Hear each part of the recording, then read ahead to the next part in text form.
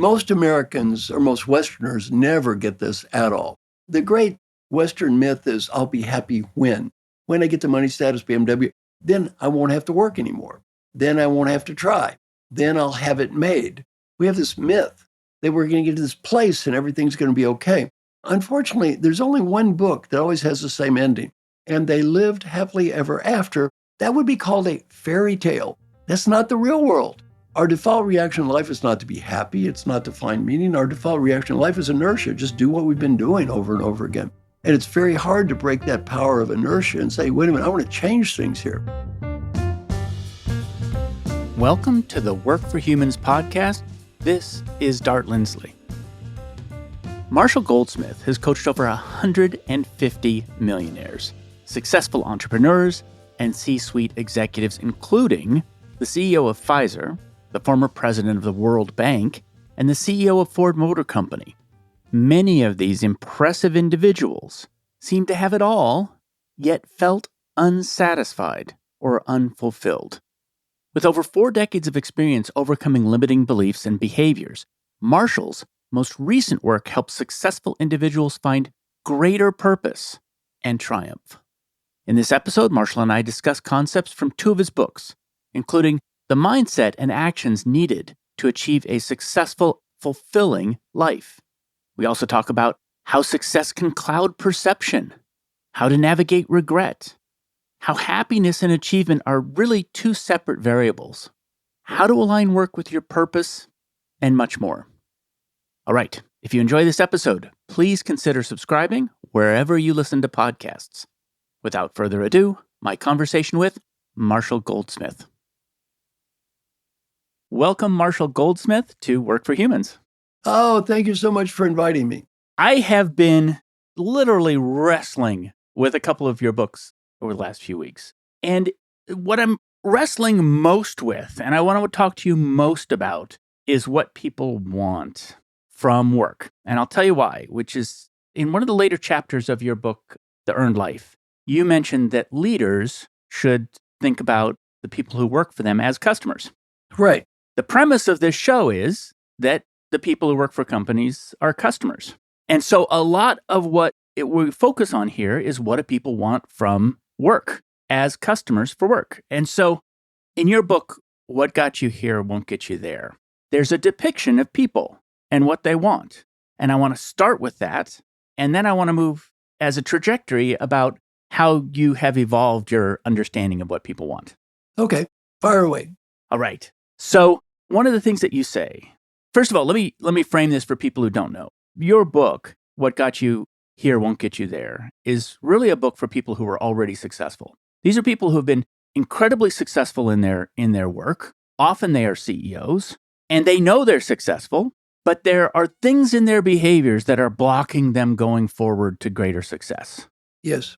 And you list out 20 things that might be blocking. And along the way, you say that the standard payoffs for success are money, power, status, and popularity. And I want to ask first, is that the list that after 15 years since that book that you feel is what people are after? Well, didn't say that necessarily what should be what people are after. That's kind of what you get for that. And that is good and bad. For example, Mike Duke was the CEO of Walmart, and we do a program with retiring executives. And these things run the gamut from tragic to hilarious. And what are they going to do now, right?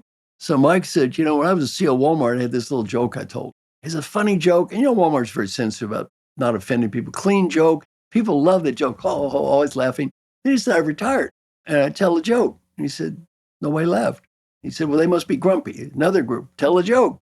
Nobody laughed. He said, finally, my wife goes, Mike, you idiot. Did you actually think that stupid joke was funny? Well, you see, when he was the CEO of Walmart, that joke was hilarious. He's not the CEO. Oh, fascinating. It's not so funny anymore. So when you move up, you get a lot of that stuff, which kind of feels good. You have to be wary about that because what does it really mean? So there's a way in which achieving levels of great success make it hard for you to see what's actually around you anymore. Exactly right. We fall into the superstition trap. I behave this way. I am successful. Therefore, I must be successful because I behave this way. Wrong. We all behave the way we behave. Everyone I coach is successful, and they're all successful because they do many things right. They're also successful in spite of doing things that are stupid. And I've never met anyone who was so wonderful they had nothing on the in spite of list. We all got an in spite of list. But they're also in a position where if they're not being successful in some way, nobody's going to tell them. Oh, exactly right. You know why? Look at the history of the human species. How much did we get out of criticizing people in power and our ancestors? How'd that work out for them? Yeah, we have thousands of years of history about this. This is very deep. This goes back a long, long way. And it's not nearly as bad today as it was in the history of the world, though. You criticize the big guy, bink, you're gone. So one of the things I've been struggling with is that when I've interviewed people about what they want from work, Yeah. I get a very different list, or at least a very different understanding of what people want. And I can think of about 4 reasons why your research might be coming up with different answers than my research. Yeah. So it does include some of those things. It includes things like status. It includes things like power in different ways. But it also includes things like to discover the unknown, or to help others, Right. Meaning in people. or to solve puzzles, or to escape my home life.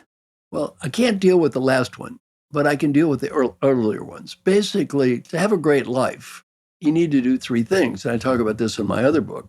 One, you need to have a higher aspiration. Some of the things people are talking about are meaning. They need to do something meaningful. Why am I doing this other than getting paid? Is there a reason for this? Number 2, you need to be able to achieve things. And the achievement needs to be connected to the higher aspiration. Number 3, they need to enjoy the process of life. So existentially, what do people need? Those 3 things, assuming you have a middle-class income, more money is not going to make you any happier. Assuming that you have good relationship with people you love, okay, that's important. And assuming you're in good health, then that's what matters in life. If you're in good health, have a middle-class income, have good relationships with people you love, all that matters is I have a higher aspiration. There's a reason for doing this. Number 2, I'm achieving something. So I don't just have a higher aspiration, I'm actually doing something. And number 3, I like doing it. If the answer is yes, yes, yes, you just won the game of life. You're in a very privileged position to have been able to observe people over many, many years. Many decades. Many decades. What would you say is your longest coaching relationship as an executive coach? Oh, well, my longest coaching relationship, unfortunately, she just died, Frances Hesselbein, the greatest leader I ever met in my life. She just died at age 107. I spoke at her memorial service. Peter Drucker said she was the best leader he ever saw. And I just love her. And I'd have to say, in theory, I was her coach. But in practice, I learned many times more from her than she learned from me. And also, your relationship as a coach is deep and intimate.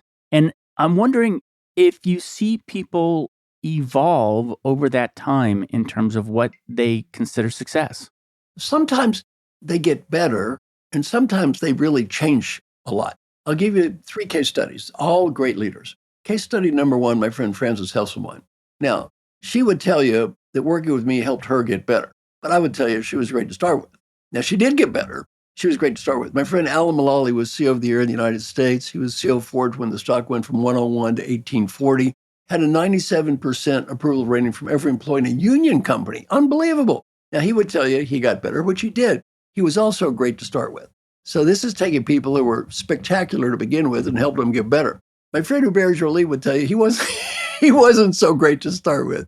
He would say of those 20 bad habits, he talks about this in his book, right, by the way. His book is called The Heart of Business. He said, of the 20 bad habits, I have 13. So, he had a lot of those habits, and he made huge improvement, though, just huge improvement. And he led the turnaround to Best Buy, which is an amazing, amazing story. So, people can change, and some of them get better. And another misconception is great people, why should they work on improving? They're already great. Well, okay, why do the top 10 tennis players have coaches? They're already great. That's why they're great. They keep trying to get better.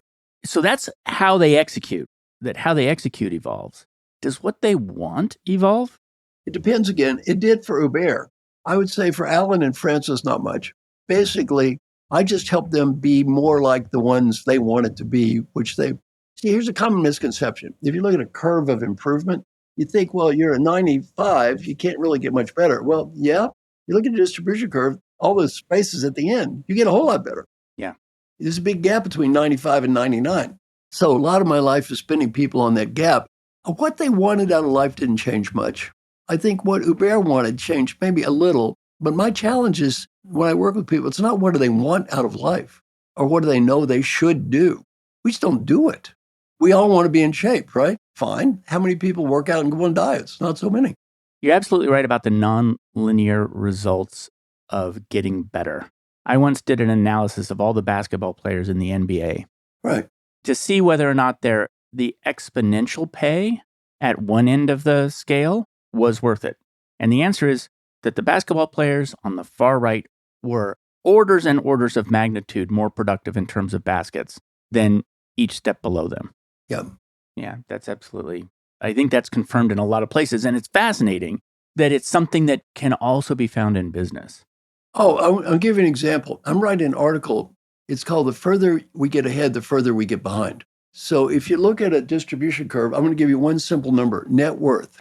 The difference in net worth between number 1 and number 10 in the world is greater than the difference between 0 and number 10. All the difference is at the end. Wow. You speak of at one point of referent groups. Can you explain what a referent group is? And I would love to know who the referent group is for the people you coach. Our referent group, they're people that we look up to and we want to emulate, the people we identify with. I'll start with myself because I know the answer to that question. My referent group includes people like Alan Mulally, Francis Hesselbein, Peter Drucker, Warren Bennis, Bob Tannenbaum, Paul Hersey, iconic great teachers. And they taught me so much, I never charged me money. So a lot of my life has been trying to be one of them.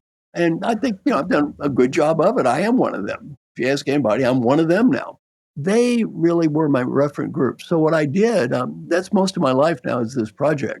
I went to a program called Design the Life You Love. And the woman said, who are your heroes? So my heroes were these people I mentioned. She said, you need to be like them. I decided to adopt 15 people, teach them all I know for free. And the only price is when I got old, they had to do the same thing. So I make a little video and put it on LinkedIn. I'm thinking, maybe 100 people would apply and I'll adopt 15. Nice idea. 18,000 people have applied for adoption so far. Now I've adopted 340. So the program is called the 100 Coaches Program. So that question is a lot of my life. A lot of my life revolved around that question. And my reference group for my clients just depends. Let me give you positive case studies and negatives. The positive case studies are the people that want to be great leaders, that have had great leaders, good role models. And by the way, not necessarily CEOs. Maybe the great leader was a first-line supervisor they want to be like. Even though they are a CEO, they want to behave like this first-line supervisor did because this person was a role model for them, a reference group for them. Unfortunately, some leaders, you read about them in the paper, their reference groups are people who have more money. And even though they're rich, they lie, they cheat, they do bad things, even though they're rich. Because on that curve, they're not as rich as those people out ahead of them. And they're trying to be them. So I think very important when we look at the reference group is what direction is this pushing me toward? Some cases it can be very positive. In some cases it's very negative.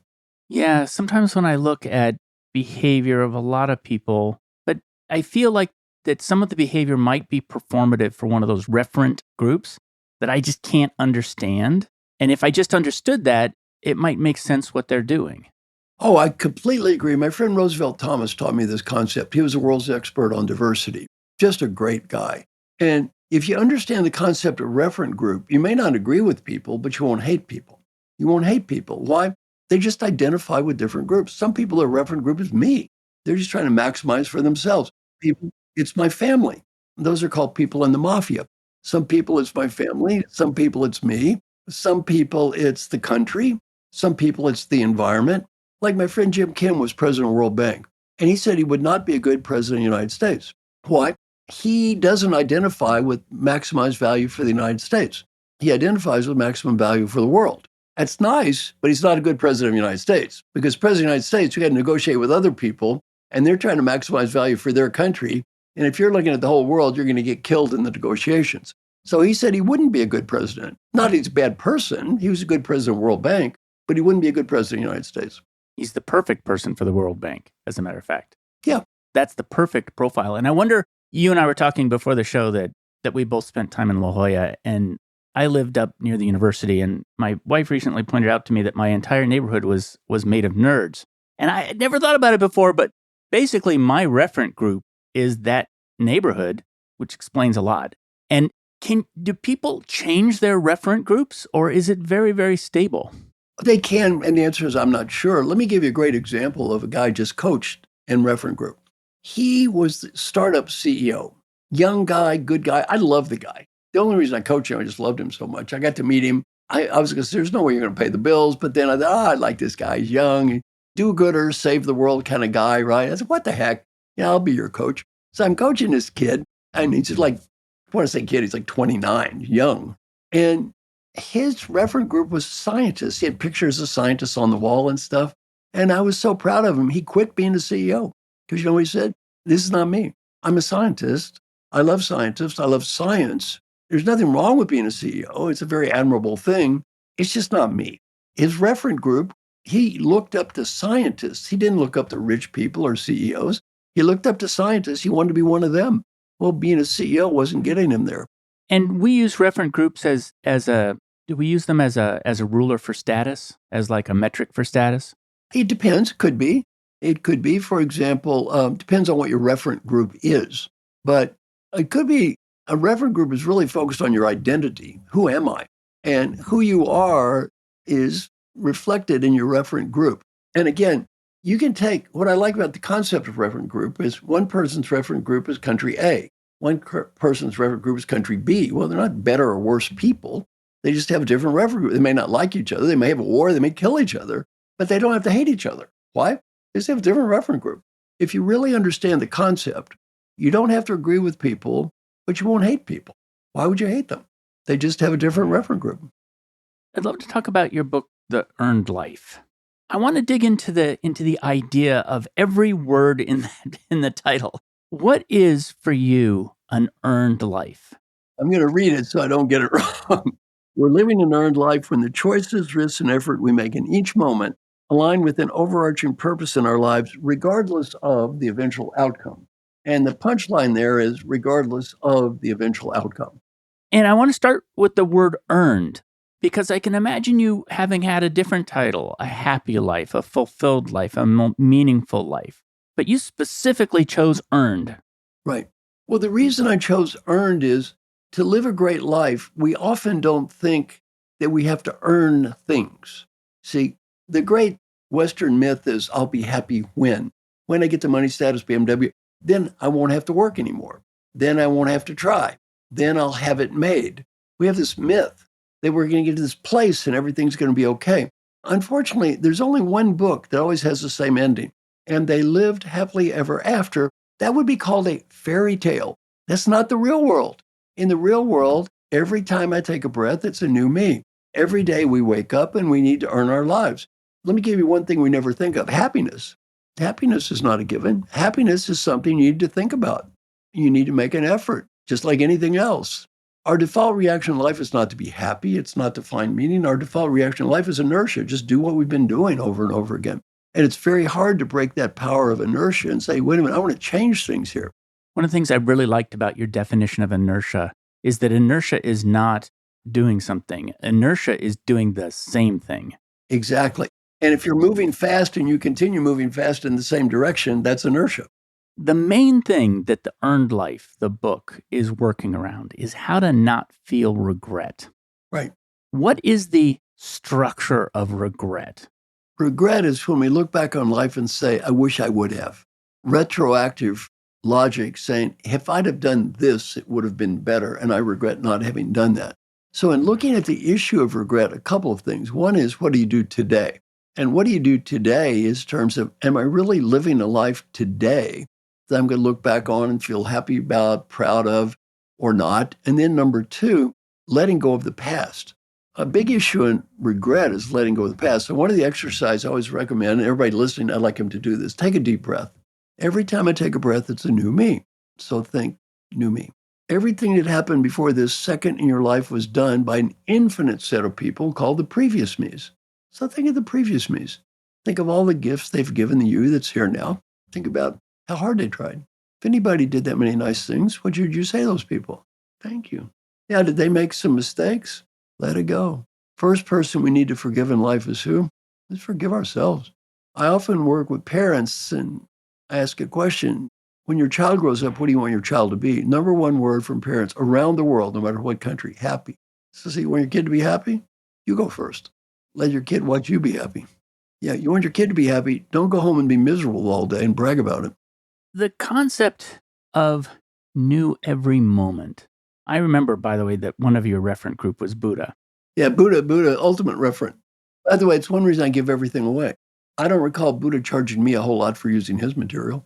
One of the things I'm trying to bring together, I'm trying to reconcile, is on the one hand, there's so much in your work which is about the path you're on and choices that you have to make in your path and the way in which you need to unblock yourself and get out of your own way in a lot of different ways in terms of going down that path. And the challenge I face is it's a very seeking orientation to think of this path as something where when I get to the end of it, I'm going to have something. That is the opposite of Buddhism. I know. Yeah. That's what I'm trying to reconcile. The two different issues. Very important. Very good question. Most Americans or most Westerners never get this at all. Number one, never become attached to results, period. Never become attached to results. The great Western myth, I'll be happy when I get this result, money, status, achievement, blah, blah, blah, blah, blah. Never become attached to results. Now, that doesn't mean you don't achieve results. It means you don't become attached to results. One of the guys over COVID, and that's what led to this book, there were 60 brilliant people. I spent 600 hours with my friend Mark Thompson and I on Zoom calls with. And one of them was Safi Bakal. Safi's a brilliant guy, scientist. And he said, I finally realized something. Happiness and achievement are independent variables. And he said, I always believed before that if I achieved more, I would be happy. I finally realized happiness and achievement are independent variables. Some of the people in our group have achieved monumental amounts and they're happy. Some have achieved monumental amounts and they're miserable. And he said, I know people achieve nothing and they're happy and have achieved nothing and they're miserable. Happiness and achievement are independent variables. I said, Safi, I'm glad you thought of that. You know what? You already have a PhD in physics from Stanford. You have already written a New York Times bestselling book. You've started 4 companies. You're a multi-zillionaire. You've consulted to presidents. Now, if that is not enough achievement to make you happy, do you really believe a little more is going to make a little more is going to get the ball over the line? How much you got to achieve? You got to get 2 PhDs from Stanford. You got to consult with 12 presidents. You got to write another best-selling book. Exactly. When do you get there? Whether you're not going to get there. Albert Bourla is CEO of Pfizer. I called Albert up a year or so ago. I said, Albert, how's it going? He said, oh, good. Came up with that vaccine, saved a lot of lives. Yay, I took that. Very good, Albert. Yay. Employee engagement, all-time high, stocks through the roof, on and on and on. I said, what's your challenge? He said, I have a huge problem next year. If his value as a human being is I have to achieve more than last year, kiss it goodbye. He's not going to do it. Michael Phelps, 25 gold medals. What do you think about doing after winning number 25? Kill himself. That's what addiction to achievement gets you. Nobody's going to achieve more than the Olympics and Michael Phelps. What do you get for it? Not much. One of the questions I had when I was reading, especially The Earned Life, is that if somebody follows all of the advice that's in What Got You Here Won't Get You There, right, they can still end up with a life of regret. Of course. In fact, they can still be miserable. They'll be a more effective leader while being miserable, but they can still be miserable, right? And the key there, to some extent, and this goes back to the motivations of what they were pursuing in the first place, is that sometimes they could, in following the prescriptions of the first book, be pursuing something which ultimately is not going to lead them to a place where they are satisfied with what they've done. If they do what's in that book, well, they probably will be happier with life, but I can't guarantee that. If they do what's in the book, though, I can guarantee you the people that work for them will be happier, and the people that work for them will have better lives. That doesn't necessarily mean they will, though. The point is, you see, when I coach people, all of my coaching has historically been around helping successful leaders change behavior. Do a Google search, helping successful leaders in quotes, the first 500 hits, 450 are me, the rest of the entire world is 50, my brand, my brand, my brand. As I've grown older now, I don't just focus on that. Why? The people I work with are already so obscenely successful now. One guy's worth $4 billion. What I say, what I'm supposed to do, get you up to 4.1 billion? What does it matter? It doesn't matter. He said, you're right. I just want to have a better life. Now I really am more focused I still do that. By the way, coaching leaders is still a good thing. I also, though, try to help people have a good life now. And they're not the same thing. You can be a pretty good leader and have a bad life. Yeah, I mean, one of the things that you mentioned in the earned life is that somebody could have faced a fork in the road where they could have gone left or they could have gone right. They went right and they never can let go of the fact that they didn't turn left. They can be totally successful at turning right. Right. You talk about the taxi driver who was too afraid. He picked up a fare. It was a woman that he just absolutely clicked with, dropped her off, and then was too afraid to approach her again. And he never let it go. Never let it go. That's a good thing about Buddhism. Every time I take a breath, it's a new me. The past is over. A big tenet of Buddhism is impermanence. There is no such thing as permanence. Everything is always changing, and make peace. So then the approach to resolving regret, since it's not more of something, Right. is there still a path to resolving regret? Yeah, I think the path on pretty much everything revolves around one moment. For example, is there a path to happiness? Yes. Is there a path to avoiding regret? Yes. I will now tell you where nirvana is. Are you ready? I'm going to give everybody listening that here's where nirvana is. Nirvana is listen to some old bald guy talk right now. Here it is. It's not out there someplace. Nope. It's right here and it's right now. Welcome to heaven. Welcome to hell. Here we are. This is it. The only time you can let go of regret is now. The only time you can be happy is now. The only time you can make peace is now. That's a very tough concept in the West. Yeah, because I write a lot about experience and improving experience. I've had to come up with an idea of what experience is. It's like a working model of what experience is. And it looks something like this. I'd like to test it with you, which is all experience is in the present. Even when I am thinking about the past, that's in the present. When I'm thinking about the future, that's in the present. And all experience is internal, which is it's filtered through my understanding of what story I'm in and what I'm working on. So as a result of that, if I'm somebody delivering experiences to people as an experienced designer, all I can work with is now. And that sounds quite similar to what you're saying. In the words of the great rock song, don't wait. Don't hesitate. Let's move before they raise the parking rate. It's all right now. Yeah. So let's talk about some of the advice that you put in the Earned Life. Chapters 2 through 7 focus on each facet of the mindset that's required to achieve an earned life. So many of them look like blockers, getting out of your own way. So I'm just going to talk about what a couple of them are. One is, or techniques. So the earning checklist, the agency of no choice. I'm going to come back to that one because that was super interesting. Aspiration, which is privileging your future over your present, balancing opportunity and risk, and slicing the loaf to find your one-trick genius. So if we can go back to what is the agency of no choice? Well, the agency of no choice relates to my T-shirt. I always wear the same clothes every day. Why? Well, and by the way, I'm in good company. I gave a talk in Holland, and the next speaker was Barack Obama. And I mentioned I was wearing the same clothes. He said he only had 2 suits. He got a blue and a gray, and he's got a blue shirt and a white shirt, and that's it. And he basically wears the same clothes all the time. Why? Well, it's just one less thing to think of. And in life, we have a common myth. Choice is good. There's a great book called The Paradox of Choice by Barry Schwartz. He points out choice is far from always good. More choices produce more stress, more thought, more grief. In many ways, the more choices we can eliminate, the more time we have to do things that are more important, more choices that matter, as opposed to choices like, what shirt am I going to wear today? So the agency of no choice is the value of not having a choice. My friend Alan Mullally goes back to Ford. He basically says, this is the way we're all going to act. There are no more nasty comments about people. Here's the way we're going to treat people. Option A, you're going to act this way. Option B, work someplace else. He said, I don't care, but that's it. There is no choice. The guy says, well, I don't want to do that. What's he say? Thank you for sharing. You're a great person. Goodbye. Next. Well, no choice. And guess what? They did a lot better. Well, in a way, it's an incredible burden that we have today that we do have so many choices. And every one of those besides being just cognitive load, is an opportunity for regret. Look, if somebody would have said 40 years ago, I'm carrying around this little thing. It has a flashlight and a camera and a calculator and a video machine and a computer and access to all the world's knowledge and it doesn't cost much. You know what they'd have thought? Man, these people are the luckiest people in the world. These people got everything. What's happened to happiness in the world since we've had these? Up or down? Answer, down. Why?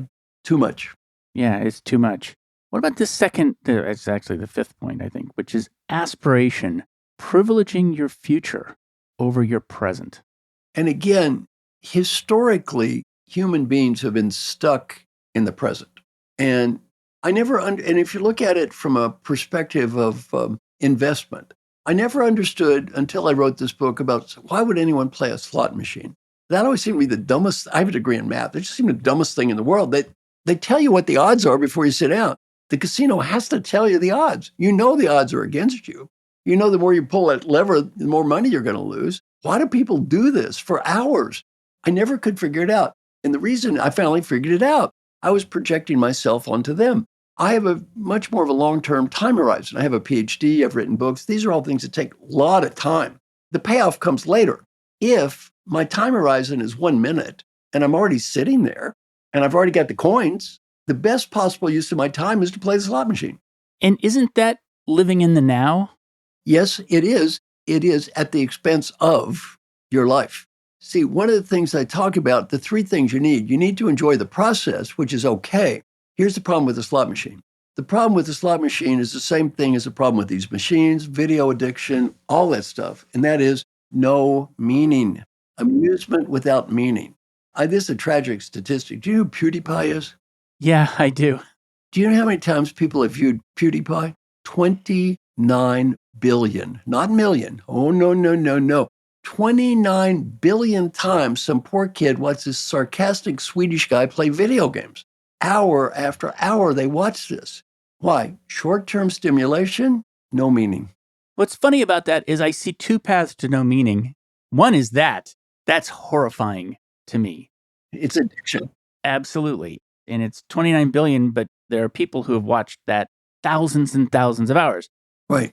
Which I understand a little bit, in part because when I was a kid, I read Westerns. Man, they were just so pulpy. But that was the thing we had Pulp Fiction, we had Gilligan's Island, we had horrible things around us that could completely absorb our time.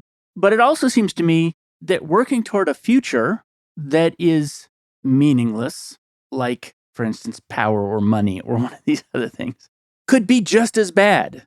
And again, if it's not connected to some sort of higher meaning and you don't enjoy the process of doing it, what's the point? What is the point? I talk about three things. You can get 2 out of 3 too. You can enjoy it. It might be fun, but meaningless. Now, I think the key there is you want to have in life, and I don't like the word balance. I like the word alignment better than balance, because it's not like they all have to have equal weighting. I like alignment because you can do them all at once.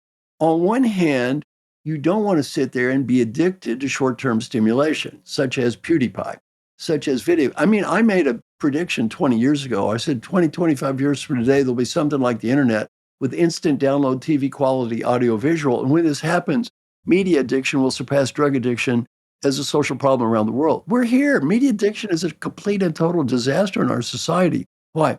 Short-term stimulation with no meaning, and also not even any achievement. It's no meaning and it's no achievement. Double bad.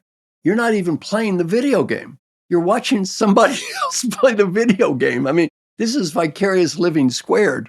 You can't live a great life if you don't live your own life. The key, though, with alignment, I think, is you can do all three of these things. When you talk about aligning the three, what are the three? Well, one is a higher purpose. The second is I'm achieving something that is consistent with that purpose. And number 3 is I enjoy the process of doing it. Now, I've got one I love in my own life right now. Very positive. Ready? Yes. My new goal, Marshall Bot. I'm now working on my own AI video bot. My mission is to help as many people as I can for free in the time I have left here on earth to do it. And hopefully after I die, helping a few. Well, I'm going to make a little Marshall Bot. I'm working on Marshall Bot. which is totally aligned with my higher purpose. And Martial Arts is going to be for free. And I enjoy it. And I'm achieving a lot and it's meaningful to me. So to me, it's a check, check, check, check, check. A good project. When did you realize that you were going to write The Earned Life? And what triggered that? It was triggered in my interviews with these 60 amazing people. And what triggered it is a realization that these were hyper achievers and they had very mixed degrees of making peace with life and happiness. Some, as Safi said, were very happy and some were not so happy. And they were all great achievers. And it really got me thinking about the great Western disease of achievement. And also I've studied the Bhagavad Gita, and the essence of the Gita is you never become attached to results. You never become attached to results. And when you do, you just make a mistake. So that's kind of what inspired it, is just looking at people and saying, how can I help them have a great life beyond just achievement? And it's interesting because at the end of What Got You Here Won't Get You There, you actually have a coda, the last few pages. And the last few pages are essentially an introduction to this book, the later book, which is The Earned Life. Was that something you wrote and you put in the book at the very beginning? Or was that a later edition that I had? Oh, that was in the very beginning. And by the way, let me share that with the group if you don't mind. Sure. All right. Now, best coaching advice you're ever going to get. Ready? Everybody listening, take a deep breath. Imagine you're 95 years old and you're going to die. Here comes your last breath. You're given a beautiful gift, the ability to go back in time and talk to the person who's listening to me right now to help that person be a better leader. More important, help them have a great life. What advice would that wise old you, who knows what mattered and what didn't, have for you who's listening to me right now? Well, whatever you're thinking now, do that. In terms of performance appraisal, that's the only one's going to matter. That old person says you did the right thing, you did. The person says you made a mistake, you did. You don't have to impress anybody else. Some of my friends interviewed old folks who are dying, got to ask the question, what advice I have? Number one, 3 words, be happy now. Not next week, not next month. Be happy now, not I'll be happy when I get the money, status, BMW, condominium, promotion. I was just working in Saudi Arabia with a young guy who's a prince. Now they have a lot of princes, so this won't identify him, but he's a young guy, prince, good looking, smart, highly educated. I said, on an average day, how would you score in terms of, did I do my best to be happy today? He said 3 out of 10. Not happy. Then the guy said, well, it's easier for you to be happy. Look at all you've done. I said, you're 37, I'm 74. I want to help you. You got something I don't have called 37 years. Now, you want the 3 million books? I'll tell you what, you give me the damn 37 years, I'll give you 3 million books. You can have them. How about the money? You want some money? Take a little money too. Why not? Hey, you got something I don't have. It's called youth. Well, don't get so busy looking at what you don't have. You can't see what you do have. As far as I can see, this kid, he's good looking. He's got a nice wife, kids, successful. I mean, come on, man. Give it a plan. So number one, be happy now. Number two, friends and family. Don't get so busy climbing that ladder of corporate success, you forget the people who love you. And then number three, on the personal side, you have a dream, do it. If you don't do it when you're 25, you may not when you're 45. And business is not much different. Number one, life is short. Have fun. You don't enjoy what you're doing, go someplace else. Life is just too short to keep doing what makes you miserable. Number two, do whatever you can do to help people. And the main reason to help people has nothing to do with money or status or getting ahead. The main reason to help people is the 95-year-old you will be proud of you because you did, and the 95-year-old you will be disappointed if you do not. And you don't believe this is true, interview any CEO who's retired. I've interviewed many of them. So what are you proud of? They'll talk about their office is, how much money they made. Talk about the people they helped. And final advice, go for it.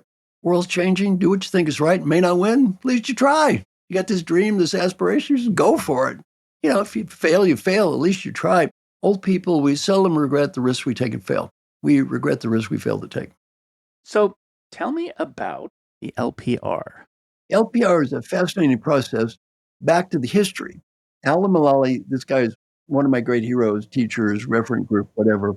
And he invented a process called the BPR, Business Plan Review, and unbelievable success. People every week have to do a report card. What are your top priorities? Red, yellow, green. Green, I'm on plan. Yellow, I'm not on plan, have a strategy. And red, I'm not on plan, no strategy. So if he goes to Ford, the stock's losing $17 billion, not million, $1 billion. 1 year. It says top 16 people, red, yellow, green. 5 goals each, 5 priorities. 80 green. They all say green. They're losing $17 billion and everyone's green. He goes, oh, everybody's on plan. If we're all on plan and we're losing $17 billion, this is a bad plan, very bad plan. Let's do it again. Finally, some guy says, red. He stands up and applauds. He says, thank you. Thank you for saying red. Let's try to fix something here. Well, what I do every week is people go through a process called daily questions. The daily question process, by the way, an amazing process. Get out a spreadsheet, write down a series of questions that represent what's most important in your life. Everyone answer with yes or no or a number. And then at the end of the week, you get a report card. 7 boxes across, one for every day, you get a report card. I've been doing it 25 years. Number one, the report card at the end of the week is not as beautiful as corporate values plaque you stuck up on a wall. People ask me, do I have a coach? I've had somebody call me every day almost for 25 years to make sure I do this stuff. Why? My name is Marshall Goldsmith. I'm too cowardly and undisciplined to do any of this crap by myself. I need help. And you know what? It's okay. Who are we kidding here? We all need help. You need help. I need help. I can't do this shit by myself. Why? I'm too cowardly. I'm too undisciplined. The only difference between me and most people is I admit it. I can't do this by myself. It's hard. If you do it, it works. It's hard to do. Anybody says it's easy to do has never done it before. It is hard to do this, and it's very, very hard. It just takes a lot of discipline to look in the mirror every day. And so back to the LPR, everybody does it every day. Every participant does it every day. So we have 60 people, and we have 6 blocks of time, and they rotate. So the average group is like 10. And then every week is a report card. They stand up and say, my name is Mike Kaufman. I'm the CEO of Cardinal Health. And here's what I did well, and here's what I screwed up. It's like Alcoholics Anonymous for successful people. Here's what I did well, here's what I screwed up, and here's what I want to help. Please help me. You ask for help, and then the rules are feed forward. You ask for ideas, and you say thank you. Again, a Buddhist concept. Buddha said, only do what I teach if it works for you. If it doesn't work for you, it's okay. Just don't do it. Well, you ask for ideas, but you don't put people down. You don't argue. You say thank you. You listen. You do what you can. You know what I found so powerful about that? That it's a collective activity, and that it's a shared activity, and that it's a community activity where people are discussing who they aspire to be and what actions they're going to do to achieve those aspirations. And then they're checking in with each other. And one of the things I thought about the individuals in What Got You Here Won't Get You There is that they seemed lonely. There's an old saying, it's lonely at the top. It used to be lonely at the top. Today, it is lonelier at the top. People at the top are afraid to say anything today. Social media, cancel culture, they're afraid to say anything. Anything they say can get put on social media. They get embarrassed. It's one guy said, I really love our group. 90 minutes a week, I get to act like a human. Right. I've actually noticed that with the executives that I interact with is that they've had to get more and more careful and less authentic because everything's being recorded. That's it. And so this is a place where people can get together and not be alone and work forward together. And I also think there's a potential for that activity that you're describing to replicate. Oh, there is. I'm a facilitator. I'm not an expert in the group. I'm a facilitator of the group. Most of what they don't learn from me. They learn from each other. I'm a facilitator that helps people learn from each other. And so things that replicate are things that could actually go out in the world like the Marshall bot, and it can improve the world, on its own. I think it's a super powerful idea. My whole coaching process, stakeholder-centered coaching, eminently replicable. You don't need some PhD to do it. You don't need some fancy background or education to do it. It's all simple, common sense stuff. And the life plan review, the same thing. By the way, if I've ever written anything that was difficult for you to understand, please accept my apologies. That was certainly not my intention. I tried to write everything that a 12-year-old could understand. My old mentor, Dr. Paul Hersey, told me, he said, don't use big words. Don't show off. Who are you trying to impress? It's actually true. I found it super understandable, super easy to read. And yet, at times, running counter to my expectations, which is why I had to struggle with it. It wasn't because of how it was said. And there are people I read all the time who are hard to understand because of how they said it. I think the biggest thing that I found challenging was that the population that you are talking to and that you work with on a routine basis is so specific and so rarefied, it does not represent the larger population that I have studied. Let me give you one example of exactly what you've said. My book, What Got You Here Won't Get You There, I talk about a chapter in the book called Credibility Must Be Earned Twice. Part of credibility is you need to be competent and good at what you do. The second part is you need to be recognized for your competence. Credibility must be earned twice. Well, in the book, What Got You Here Won't Get You There, it's largely about me coaching CEOs. And it's largely about what I call overselling, trying to prove themselves too much, trying to be right all the time, all that stuff. I did a book with Sally Helgson called How Women Rise. It's mostly about underselling. People don't promote themselves enough. And actually, I've done surveys. More people undersell than oversell. And what I say to undersellers is very deep, and they take pride in it. From number one, I say, do you ever hear some ridiculous phrase, my good work will speak for itself? No, it won't. That's just nonsense. No company would need a marketing function, number one. And number two, would the world be better off if you became more powerful, influential? Yes or no? I say yes. Does trying to become more powerful and influential make you feel uncomfortable? And say yes. Say, what's more important? Making the world better, being comfortable. Get over it. You want to make the world better? That would make the world better? Get over it. Quit bragging about it. Holding it up as some virtue. This is a chance for me to ask something that I rarely have an opportunity to ask. How is the C-suite perceiving the people who work in their company? And to some extent, we were just talking about it. There's a need to defend yourself a little bit. Let me just say, leaders today are better than ever before in history. They're nicer before in history by far. They're nicer to people. They're more sensitive to people than they've ever been. I'm asked the question, are leaders bigger bullies now than ever? That is an insane question. Go ask the people who built the pyramid about bullies. Look at the history of the world. Hello, did you ever read a history book here? Here's the point. An article in Chief Executive Magazine. As leaders have become nicer and nicer and nicer and more effective, their feedback is worse and worse and worse. Why? The expectations are changed. Medical doctors were the worst. In the old days, they'd yell at people, scream at people, put down interns, laugh at them. Today, they can't do that. They'd be fired. The old doctor is nicer than ever, and complaints about older doctors have skyrocketed. Thank you so much for coming on the show. I feel like in this particular case, I have a lot more reading to do, a lot more learning to do. I really appreciate you coming and talking to us about it, though. Oh, look, thank you. I appreciate your thoughtfulness. Very few people that I've done this with are as thoughtful as you. So I really appreciate the fact you've thought about this, you take it seriously, and you didn't just sort of glibly blah, blah, blah, blah, blah. So thank you.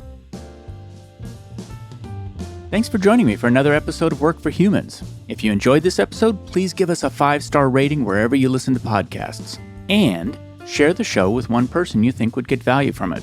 Believe it or not, this really helps us grow the show and reach more people who want to build the kind of work that people really want. As always, thank you to my producer, Jason Ames at Ninth Path Audio for his insights into content and his high standard for quality. Final note, the opinions shared here are my own and not the views of Google or Cisco Systems. Thanks again for listening. See you next time.